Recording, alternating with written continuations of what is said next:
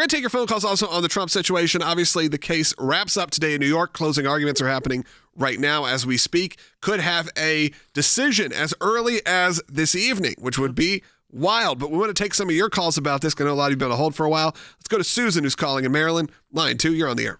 Donald Trump will win today, found not guilty, because Americans believe in justice and the truth.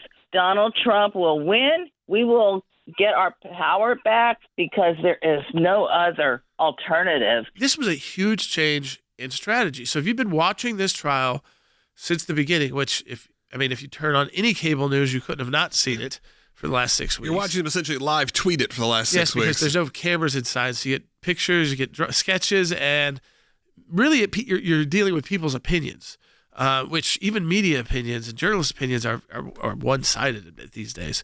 But ultimately, the Biden campaign said, we're not going to say anything until, and the Biden White House said, we're not going to say anything until there's a verdict. And when there's a verdict, President Biden will make a statement. And now supposedly that statement he's going to be making it from the White House because he doesn't want to look like he's on the political campaign trail, make it like a political event. I don't know. It feels like it's more of a political event to address the nation. I know. It's like when they went after Donald Trump for having the RNC during COVID at the White House. I feel like that's a very similar situation. Which is, I do too. Yeah. But today they decided we cannot just allow President Trump to use this as a platform for a press conference and his team. So he was having different people come up and appear throughout the week. So they threw up Robert De Niro, who again, elderly, has said some crazy political things in the past, and is new father. I mean, that's one of the greatest actors of all time. Yeah, but a strange person to pick as your person to put forward. Under Trump, this kind of government will perish from the earth. I don't mean to scare you. No, wait, maybe I do mean to scare you. If Trump returns to the White House, you can kiss these freedoms goodbye that we all take for granted. And elections, forget about it. That's over. That's done. If he gets in, I can tell you right now, he will never leave. He will never leave. You know that. He will never leave. But I think what it shows you is there's not a lot of support for Joe Biden. Even in what you heard from Robert De Niro, it was just anti-Trump. Yeah, it was Joe just Biden scare is he's just the filler for we can't have Donald Trump, so I guess you vote for Joe Biden. That is the campaign. No one's excited about Joe Biden. The campaign is don't listen to what Trump is saying. Don't listen to what RFK is saying. By the way, don't listen to what the world is saying. Don't look at the outside. Don't go outside in New York because all of this goes away if Donald Trump becomes president. That's all they have to market. They're marketing anti-Trump marketing. It has nothing to do with Joe Biden being the president because they know that is not something that sells. But what sells is fear. But I want people to understand that was official today by the Biden campaign. Yeah, that was a campaign stop. That was a campaign stop they put together with De Niro. They put together some of the January 6th, the police officers who have the Capitol Hill forward police who usually testify. And again, they're very anti-Trump as well. They become kind of political speakers too. And that's who they got to come, which again kind of tells you the support that's out there for Joe Biden, even in New York City. That's the best you can put together. Let's get right to the calls. Kathy's calling in Kentucky, watching on YouTube. Thanks. If you're watching on YouTube right now and you're brand new to this broadcast, we do it every day. I'm going to ask you to hit that subscribe button. We appreciate it. Kathy, you're on the air. Thank you. I have a real concern about so many unprecedented actions having taken place with this administration in our justice system, in our political system, healthcare system, even our international relations with other countries, that I'm really concerned that this country under this administration may not be fit to go forward to regain our constitutional republic, and it's really concerning. Well, listen, we have a chance here. We have an election that we have a real chance of winning. I mean, they actually, there's a story out about how the Democrats are just in a full-blown freak out over Joe Biden. I think that this morning That's the official quote, by the way. Yeah. Having De Niro there this morning is actually evidence of that freak out because their initial policy was let Donald Trump just roast. There's no cameras in the courtroom, so all day it's going to be Donald Trump is in trial, Donald Trump is a criminal case, and then ultimately we got a New York jury And they feel pretty good about that New York jury coming back with some kind of guilty verdict. But instead he does the Bronx. Instead, every day he does a press conference. Yeah. And then he hit the South Bronx with 25,000 people. The last person to do anything like that was Reagan. So it hasn't happened in a long time for Republicans. And did you see the people coming out for him? Yeah, it was a very diverse group. The MAGA neck tattoos.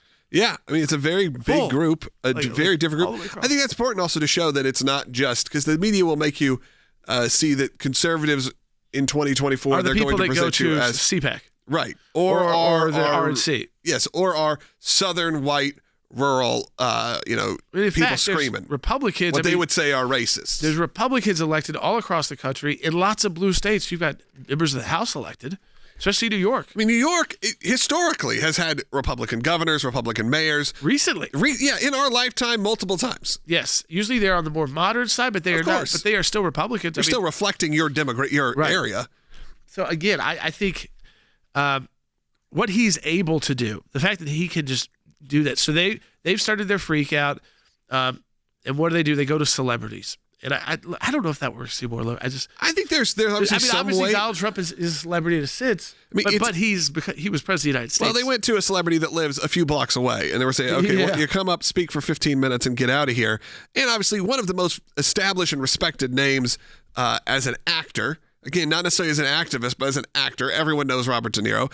I think there is some of that. Last time too. But the problem you have is a lot of the actors this time have just said, I'm not getting involved. You had Dwayne "The Rock" Johnson say pretty much one of the biggest mistakes of his career was endorsing, not in his career, just in his life, was endorsing Joe Biden last time and how he deeply regrets it. When you have people saying that, and people that are as loved and beloved as The Rock, you have to figure out ways to counterbalance that. And of course, they didn't get Taylor Swift. They didn't get all those things they thought because Hollywood has been known for getting the celebrities to take action. So what they're going to do is instead tell these celebrities, go out there and promote Joe Biden. They're going to say, you don't want Donald Trump. Go out there and say bad things about Donald Trump.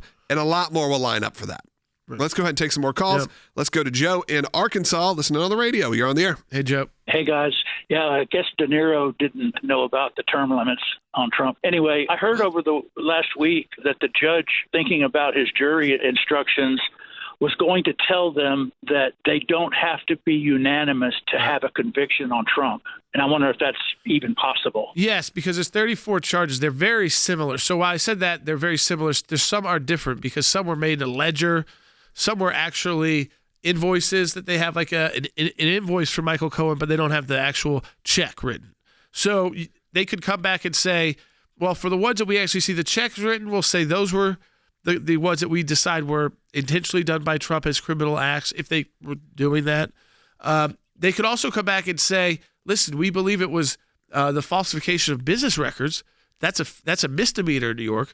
We don't believe, though, that this was a federal election crime. So you could have find Donald Trump guilty of misdemeanors that don't amount to felonies because it doesn't. The jury doesn't believe it attaches to the federal election, which you have to make this a felony case.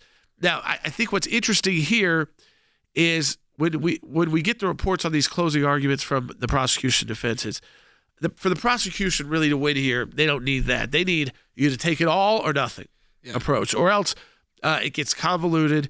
You can also remember you can have a hung jury. So you do have to have a unanimous jury on each count. So I think that's where the confusion might be.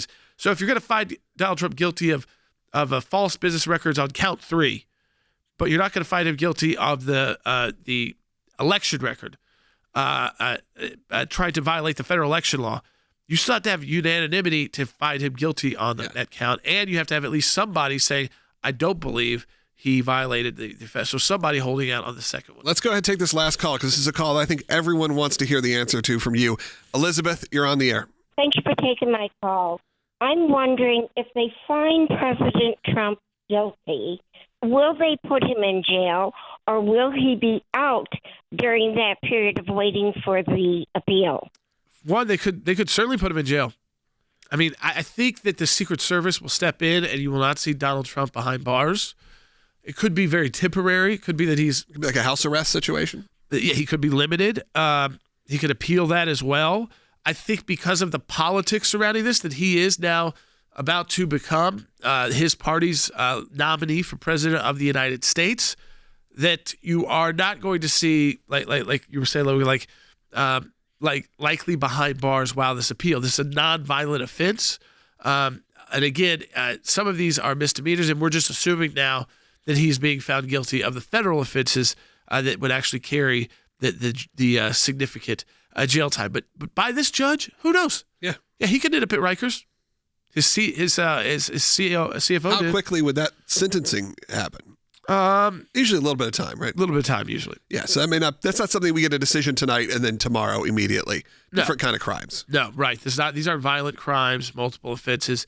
He's not being held. He's not in prison right now. Right. He's not at risk at flight, all those kind of things. All right. Well, hey, I want to encourage you right now as we take this last minute. We are just a few days away from the end of the month, and we try to hit some goals and hit some, we have internal decisions. From this being done. Yeah, absolutely.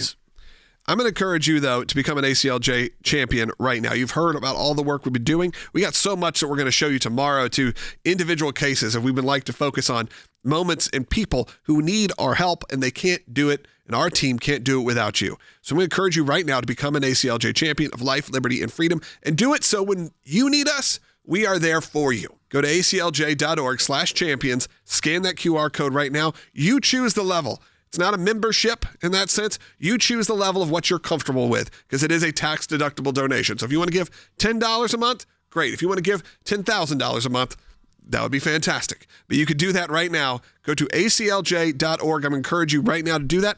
And if you're brand new, I know a lot of you are watching on YouTube and Rumble.